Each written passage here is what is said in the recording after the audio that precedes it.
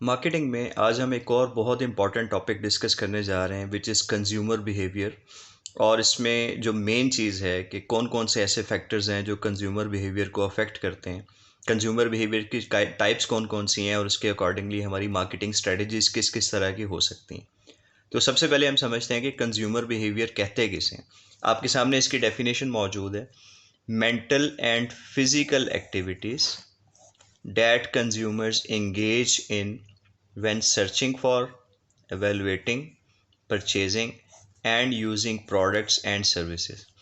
यानी consumer behaviour set of mental और physical activities है जिसमें कस्टमर्स जो है वो एंगेज रहते हैं जब वो किसी प्रोडक्ट के बारे में सर्च कर रहे होते हैं, मुख्तलिफ़ ऑप्शंस को एवेलुएट करते हैं, उसके बाद वो उसको बाय करते हैं और फिर उसे यूज़ करते हैं।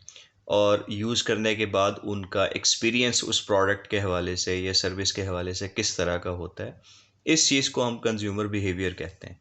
और इसको समझना इसलिए बहुत इम्पॉर्टेंट है कि अगर कस्टमर का जो बिहेवियर है उसको हम समझ लेंगे तो उसके अकॉर्डिंगली हम अपनी अप्रोप्रिएट मार्केटिंग स्ट्रेटजीज़ बना सकेंगे। इसी तरह से उसका जो प्रायर एक्सपीरियंस हमारी प्रोडक्ट के साथ या हमारे कंपेटिटर्स की प्रोडक्ट्स के साथ किस तरह का रहा है, उसको समझना भी ज़रूरी है। तो इसको जो फैक्टर्स अफेक्ट कर सकते हैं वो मुख्तलिफ ग्रुप्स हैं। इसको हम कह सकते हैं ए, मैंने इसको आसानी के लिए A B C D and E. A से मुराद है इकोनॉमिक फैक्टर्स जिसमें आगे फिर सब फैक्टर्स हैं। बी से मुराद है कल्चरल फैक्टर्स। सी से मुराद है social factors. D personal factors और ई साइकोलॉजिकल फैक्टर्स। तो इनको हम बारी बारी देखते हैं। तो सबसे पहले हम इकोनॉमिक फैक्टर्स देखेंगे और ये समझेंगे कि ये किस तरह से कंज्यूमर बाइंग बिहेवियर को अफेक्ट करते हैं। इकोनॉमिक फैक्टर्स को फर्दर हम मुख्तलिफ सब फैक्टर्स में डिवाइड कर सकते हैं। जैसे सबसे पहले है पर्सनल इनकम। देखें, अगर किसी की पर्सनल इनकम ज़्यादा होगी तो वो ज़्यादा स्पेंड भी कर सकता है। जब उसकी स्पेंडिंग ज़्यादा होगी तो दूसरे लफ्ज़ों में जो कंपनी की सेल्स हैं वो बढ़ेंगी। इसीलिए पर्सनल इनकम जितनी ज़्यादा होगी सेल्स भी बढ़ेंगी और कम होने से सेल्स भी कम हो जाएंगी। दूसरी चीज़ है एम्प्लॉयमेंट एंड जॉब सिक्योरिटी। देखें, अगर आपकी जॉब सिक्योर्ड है, आपको पता है कि मेरी जॉब कंटिन्यू है और आइंदा भी चलती रहेगी, जैसा कि आमतौर पे गवर्नमेंट जॉब्स में होता है, तो फिर आप स्पेंड करने में बहुत ज़्यादा मोहतात नहीं होते। फिर आपकी स्पेंडिंग्स नॉर्मल रहती हैं या ज़्यादा होती हैं।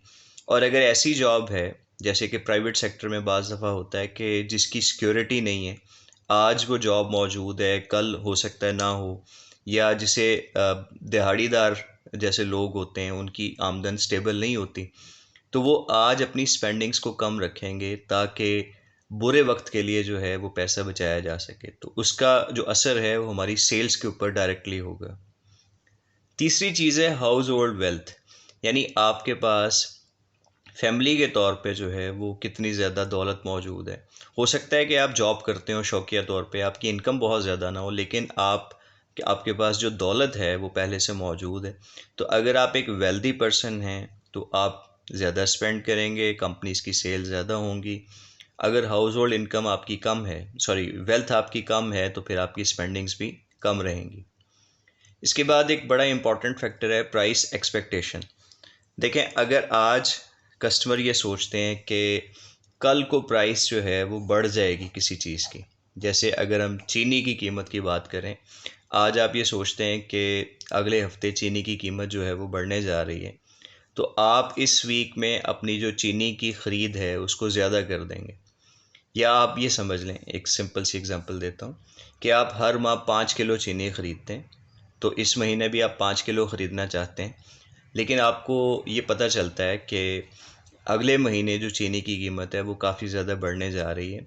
तो हो सकता है कि आप 5 किलो की बजाय 10 किलो या 8 किलो जो है वो चीनी ख़रीद लें, यानी आज आपकी जो स्पेंडिंग है वो ज़्यादा हो जाएगी।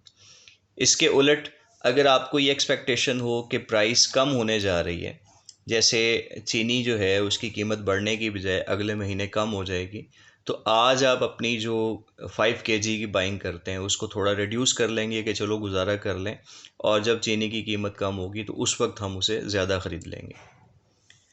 फिर आ जाता है इंटरेस्ट रेट।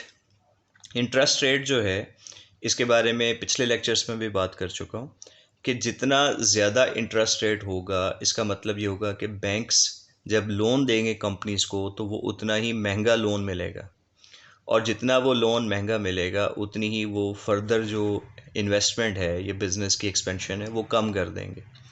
दूसरी तरफ जब लोग हैं उनको इंटरेस्ट रेट ज़्यादा मिलेगा तो वो ज़्यादा से ज़्यादा सेविंग्स करने की कोशिश करेंगे, बैंक्स में अपने डिपॉज़िट बढ़ा देंगे, जिसकी वजह से उनकी जो स्पेंडिंग है वो कम हो जाएगी, और जब स्पेंडिंग कम होगी तो कंपनी की सेल्स मज़ीद रिड्यूस हो जाएंगी। अगर इसके बजाय इंटरेस्ट रेट जो है वो कम हो जाए तो कम होने से फ़र्क ये पड़ेगा कि आपको जो कर्ज़ा मिलेगा बैंक से वो सस्ता मिलेगा। जब आपको सस्ता कर्ज़ा मिलेगा तो आप कर्ज़ा लेके उसको बिज़नेस में इन्वेस्ट करना चाहेंगे, बिज़नेस को एक्सपेंड करना चाहेंगे, तो बिज़नेस ग्रो करेगा। दूसरी तरफ जो कॉमन पर्सन है उसको रेट ऑफ इंटरेस्ट बहुत ज़्यादा नहीं मिलेगा बैंक से, तो उसको वो सेविंग्स करने में ज़्यादा दिलचस्पी नहीं होगी, उसकी बजाय उसकी स्पेंडिंग्स बढ़ जाएंगी। तो जब उसकी स्पेंडिंग्स बढ़ेंगी तो कंपनी की सेल्स भी बढ़ेंगी। यूँ rate of interest consumer buying behaviour को मुख्तलिफ तरह से अफेक्ट कर रहा होता है। इस वीडियो के हैंडआउट्स का लिंक जो है वो नीचे कमेंट सेक्शन में दिया गया है, वहाँ से आप डाउनलोड कर सकते हैं। अगर आपको ये वीडियो अच्छी लगी तो इसे लाइक कर दें, चैनल को सब्सक्राइब कर लें और दूसरों से भी शेयर करें। Thank you.